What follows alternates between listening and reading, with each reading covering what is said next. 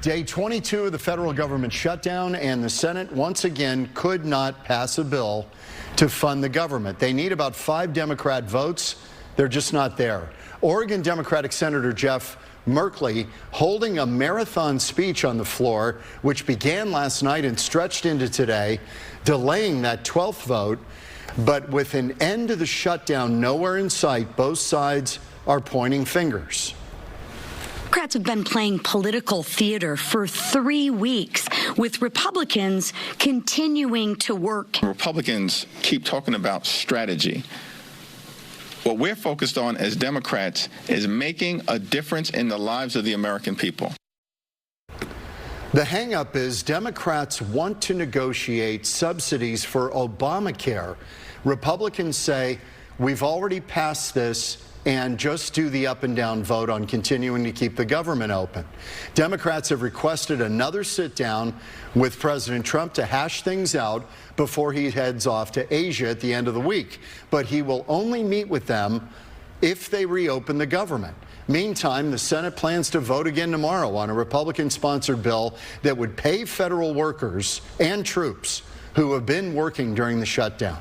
Homeowners insurance premiums are on the rise across the country, and industry analysts say severe weather, like we've seen here in Phoenix, is a driving factor. And insurance companies are looking to recoup losses caused by natural disasters.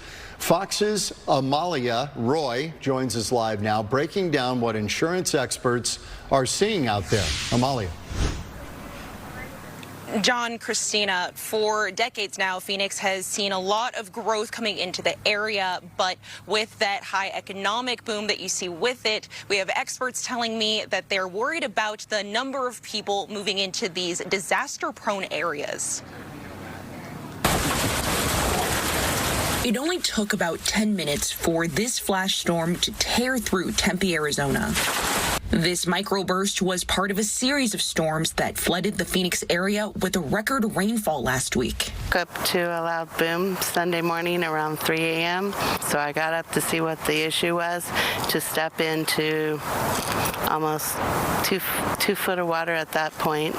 Julie Eaglehoff-Honey says she's never experienced rain like this past storm in her entire life living in Arizona. That's the one thing about Arizona. We typically don't have tornadoes.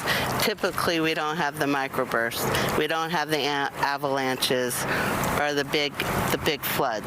Home insurance experts say people need to understand what their policies cover, especially as weather in certain parts of the country become increasingly unpredictable, like the historic flash floods that hit Vermont in 2023 and snowstorms in Texas in 2021. You should be doing an annual insurance review. Insurance is not one of those things that you should just set it and forget it, and it goes by for, decades where you never look at your policy. Experts also say people are moving to certain regions for lower housing costs, but those same areas could have some of the highest insurance premiums because natural disasters are more common there. More exposures and more expensive costs to rebuild and replace property. Those are the top factors that are driving this really across the U.S., but it's particularly pronounced in states like Arizona that have seen some of the highest population growth. On top of reviewing your policy, experts tell me it's important to weatherproof where you can, whether that's looking at your roofs, your windows, seeing where you can fortify them, clearing flammable debris from around your property. In Phoenix, Amalia Roy, Fox 10 News.